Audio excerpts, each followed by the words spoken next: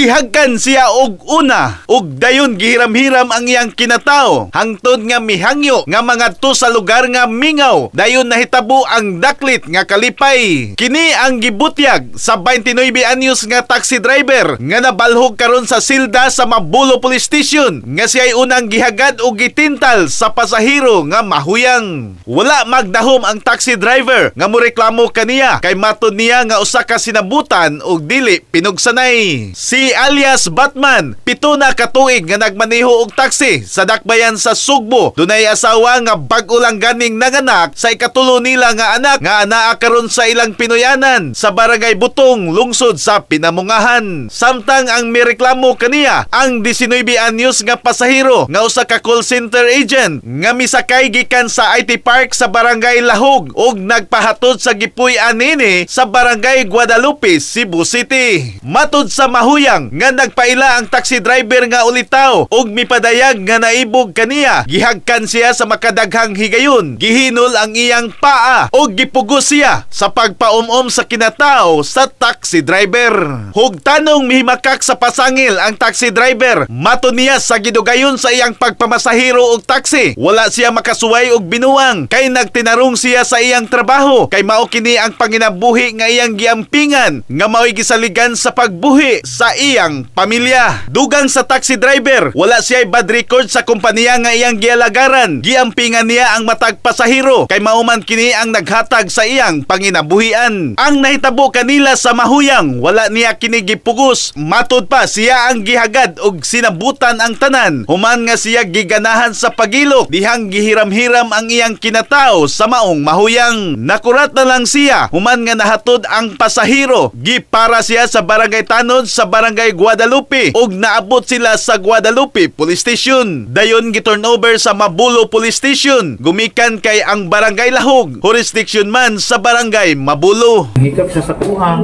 ningon siya nga nakuha ko di mo habi, kadako ko di mo hanay ko. Buli mga talugar.